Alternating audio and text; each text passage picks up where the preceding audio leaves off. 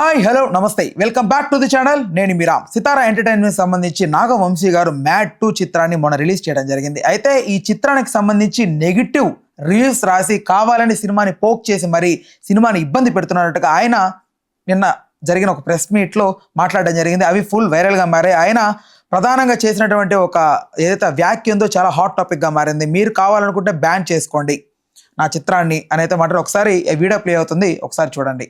మీకు అంతగా మా మీద పగుండం దమ్ముంటే మానిపారండి, బ్యాన్ చేయండి. ఇప్పుడు నేను ఇంత కామెంట్ చేశాను కదా, నా సినిమాలు బ్యాన్ చేయండి, నా సినిమా ఆర్టికల్స్ రాయకండి, నా దగ్గర యాడ్ తీసుకోకండి, నా సినిమాలు రివ్యూ రాయకండి, చూసుకోండి, నాకేం అవసరంలా. మీరు మానేయండి, మమ్మల్ని బ్యాన్ చేయండి, చూస్తా నేను. నా సినిమా నేను ఓపెన్ గా చెప్తున్నా, నా సినిమా బ్యాన్ చేయండి, నా ఆర్టికల్స్ రాయకండి, నా సినిమా ఆర్టికల్స్, నా సినిమా రివ్యూ రాయకండి. నేను ఎలా ప్రమోట్ చేసుకోవాలి, సినిమా నేను ప్రమోట్ చేసుకుంటా. మీరు వెబ్సైట్ ప్రమోట్ చేస్తేనే సినిమాలు ఆడట్లేదు కదా. సో ఈ వీడియో గురించి సినీ మరియు రాజకీయ విశ్లేషకులు దాసరి విజ్ఞాన్ గారు ఎలా స్పందిస్తారో చూద్దాం. అన్న నమస్తే. నమస్తే. చూసారు కదా ఇట్లా మాట్లాడారు ఆయన. సో ఏంటి దీని మీద మీ స్పందన ఏంటి? అసలు ఎవరేదో ఇండియన్ 2 అన్నారు ఆయన్ని, ఎవరైనా అసలు ఏంటి అది? పక్కింటోడి పెళ్ళం బ్లూ కలర్ బ్లౌజ్ వేసింది, ఆవిడ గ్రీన్ కలర్ బ్లౌజ్ వేసినా చాలా బాగుంటుంది అని చెప్పడం కరెక్టా తప్ప? తప్పు. నాకు వాక్ స్వాతంత్రం లేదా? ఉంది. మరి ఎందుకు చెప్పకూడదు? చెప్పచ్చు, చెప్పేదానికి ఒక పద్ధతి ఉంటుంది. వాక్ స్వాతంత్రం ఉంది కదా అని చెప్పి ప్రతిదీ మాట్లాడుకోవాలనుకోవడం తప్పు. ఏదైతే మాట్లాడాలో అదే మాట్లాడాలి, ఏది మాట్లాడొద్దో అది మాట్లాడొద్దు.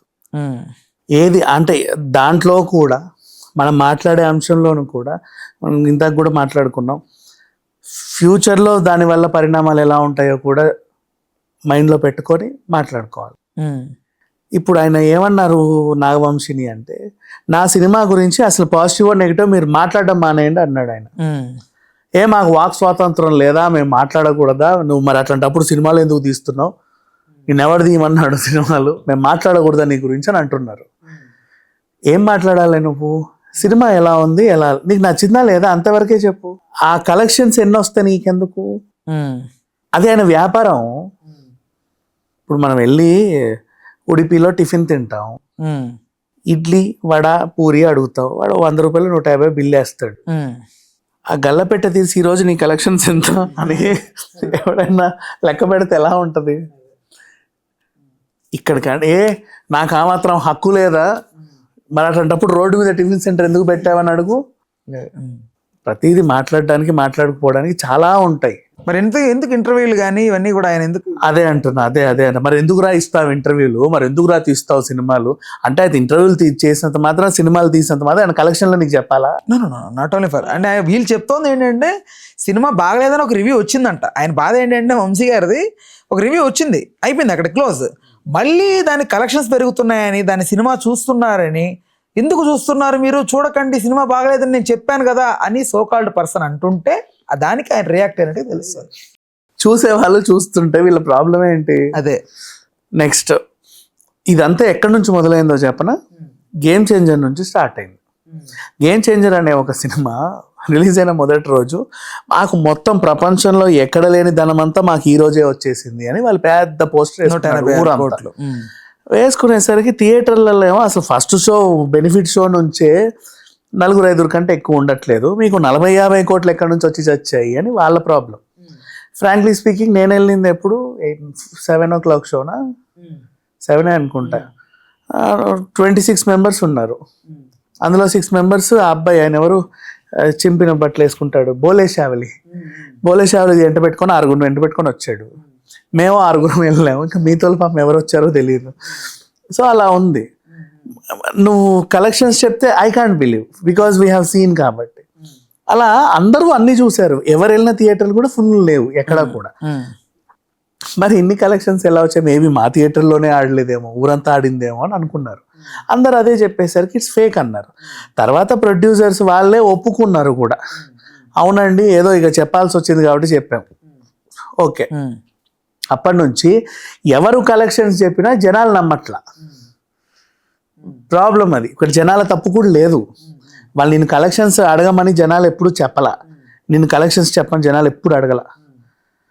రీజన్, మనం ఒకప్పుడు సినిమాలు అంటే ఎన్ని రోజులు ఆడింది, బాగుందా లేదా అంతవరకే మాట్లాడతారు, హిట్టా ఫట్టా అంతవరకే. మనోళ్ళే కలెక్షన్స్ చెప్పడం స్టార్ట్ చేశారు. 500 కోట్లు, 250 కోట్లు, 300 కోట్లు, 400 కోట్లు అని. అప్పుడు ఆడియన్స్కి కలెక్షన్స్ అలవాటు చేసింది నువ్వే. మళ్ళీ వాడు వచ్చి ఈ సినిమాకి ఎంత ఆ సినిమాకి ఎంత అంటే నేను చెప్పను పోరా అనేది నువ్వే. అంటే పుష్పకు కూడా స్టార్ట్ అయిందిగా ఆ టైంలో, పుష్ప అన్ని ముందు సినిమాలు- బాహుబలి ఇట్లా నేను చెప్పేది Triple R. నేను గేమ్ చేంజర్ నుంచి చెప్పి నువ్వు అక్కడే ఆగిపోయి ఉంటావు. ప్రేక్షకుడికి కలెక్షన్ స్టార్ట్ చేసింది మనమే అంటే ఇది ఎప్పుడో ఇందిరా ఠాగూర్ సినిమాలోనే అయ్యింది. ఆ రోజుల నుంచి వస్తున్నాయి, 2000 నుంచే ఉన్నాయి. అప్పట్లో sorry Indira Tagore 200 centres 300 centres. Day 1 collection గురించి నెక్స్ట్ ఏ కలెక్షన్ అయినా వాళ్ళకి ఎందుకు, వాడు ఎవడు, నువ్వెవడు చెప్పడానికి, అది నీ వ్యాపారం. ఎవడు చెప్పుకోడు ఏ వ్యాపారస్తుడు నా డే 1 కలెక్షన్ ఎంత, డే 2 కలెక్షన్ ఎంత అని. రామేశ్వరం కేఫ్కి వెళ్ళాడు ఈ రోజు నీ కలెక్షన్ ఎంత అని ఎవడు చెప్పడు. కాఫీ మొహన్ కొడతాడు. సింపుల్, నీకెందుకు అవసరం ఏంటి, అదే గొప్ప అనుకొని చెప్పావు, అలవాటు చేసావు జనాలకి. ఇక్కడ నుంచి సినిమా హిట్ ఫట్ అందరు మర్చిపోయారు, కలెక్షన్ల మీదే పడి ఉన్నారు జనాలంతా.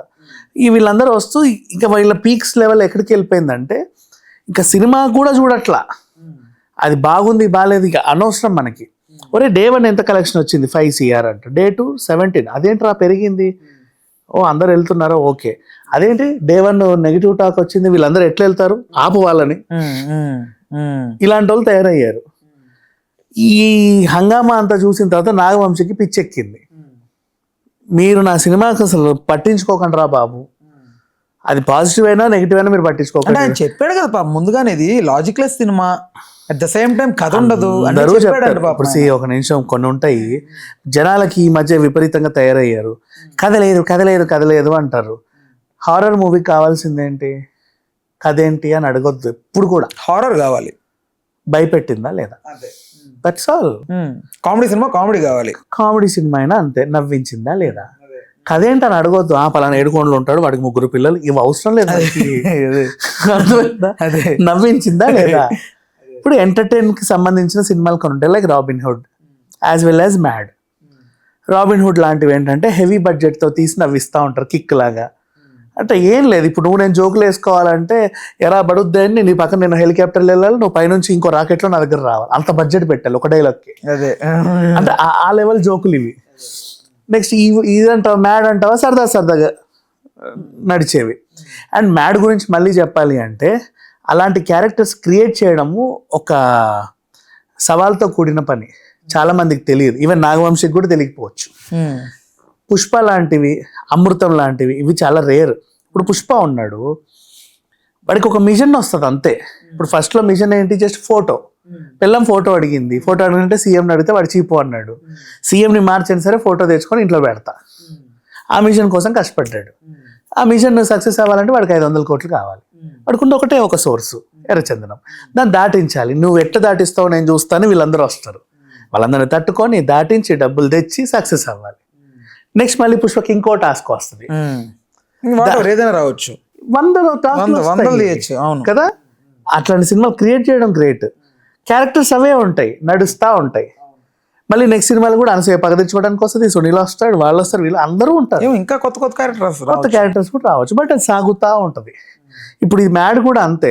ఫస్ట్ కాలేజ్లో ఒక చిన్న సూసైడ్, ఫస్ట్ దాన్ని ఆ కాలేజ్లోనే చదవాలన్నట్టు ఎపిసోడ్లో ఏదో తీశారు. ఇప్పుడు ఇక్కడ ఏంటి, ఆ లడ్డు పెళ్ళి, మ్యాడ్ 3 ఇంకేదో అవుతుంది, రామ్ గడ్ పెళ్లి, మళ్ళీ అందరూ అక్కడికి ఏదో జరగచ్చు, వాట్ ఎవర్ మళ్ళీ అందరూ అక్కడికి వెళ్తారు. అన్ఎక్స్పెక్టెడ్ వీళ్ళ జీవితాల్లో కలుస్తానే ఉంటారు, కలిసిన ప్రతిసారి ఏదో ఒక ఫన్ జనరేట్ అవుతూ ఉంటుంది.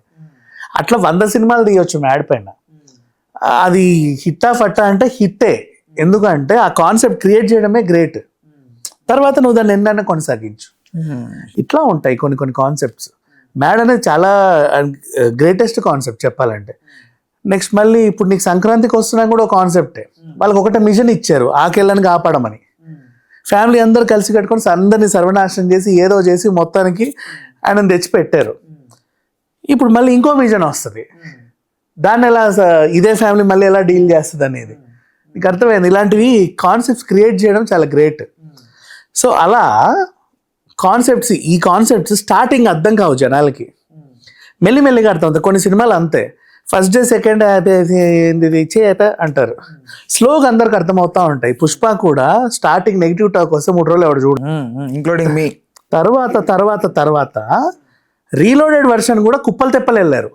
ఆ 20 నిమిషాలు ఎక్కడ యాడ్ పెట్టాడు, ముందు పెట్టాడా, వెనక పెట్టాడా, కింద పెట్టాడా, పైన అంటే Sukumar brilliance as a common man కి అంత ఈజీగా ఇంజెక్ట్ అవ్వదు.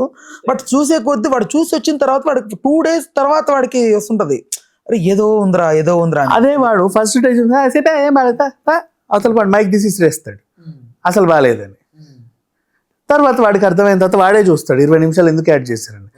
ఫ్లాప్ సినిమాకి 20 నిమిషాలు అతికిస్తే ఎంత, అతికికపోతే ఎంత? అదేలే. అవునా, కొనసాగిందా? సేమ్ అంతే. ఇప్పుడు మ్యాడ్ అయినా ఒక సినిమా కాన్సెప్ట్ క్రియేట్ అయింది, అది స్లోగా జనాలకు ఎక్కుతుంది, అందరు చూస్తున్నారు. అండ్ ఇంకొకటి, మ్యాడ్ అనేది సీక్వెల్ స్క్వేర్. ఫస్ట్ చూసిన వాళ్ళే దీన్ని మళ్ళీ చూస్తే ఎంజాయ్ చేస్తారు. స్టార్టింగ్ రిలీజ్ అయినప్పుడు కూడా అరే ఇదేదో ఉందిరా అని చెప్పేసి ఫస్ట్ పార్ట్ చూసిన తర్వాత కూడా మళ్ళీ వచ్చి చూసి నవ్వుకునే వాళ్ళు ఉంటారు. అలా కూడా కొంచెం జాప్యం జరుగుద్ది, అటు కలెక్షన్స్ పెరుగుతూ ఉంటాయి. అండ్ ఇంకోటి, నాగవంశీ దగ్గర చెప్పింది కూడా బాగా ఇరగదీసే 186 కోట్లు నేను చెప్పలే, ఆయన చిన్నవే కలెక్షన్స్. అదే ఆయన కూడా సెలెక్ట్ చేసుకుంటున్న ప్రాజెక్ట్స్ కూడా కొంచెం చిన్న కలెక్షన్. దీంట్లో ఇప్పుడు ఈ కాంట్రవర్సీలో కూడా ఉంటున్నాయి, కొంచెం పెద్ద పెద్ద ప్రాజెక్టులు చేస్తున్నారు. దీనికి వచ్చిన చిన్న కలెక్షన్సే. మరి నీకు కావాలంటే నా డిస్ట్రిబ్యూటర్లతో ఉన్నవన్నీ చూపిస్తా, చూడండి. మీరు ఎందుకు నాది ఫేక్ కలెక్షన్స్ అది ఇదని ఎందుకు మాట్లాడినా, కలెక్షన్ గురించి ఎందుకు మాట్లాడుతున్నారు మీరు? ఆయన ప్రాబ్లం ఏంటంటే ఉన్నమాట అంటే ఉలికి ఎక్కువ అంటారు కదా, నిజంగానే కలెక్షన్స్ వచ్చాయి, కానీ వీళ్ళకి ఏంటంటే అది ఫేక్ ఫేక్ ఫేక్ ఫేక్ అనగానే ఆయన లేదు లేదు నాకు నిజంగా వచ్చాయి అని రెచ్చిపోతున్నాడు.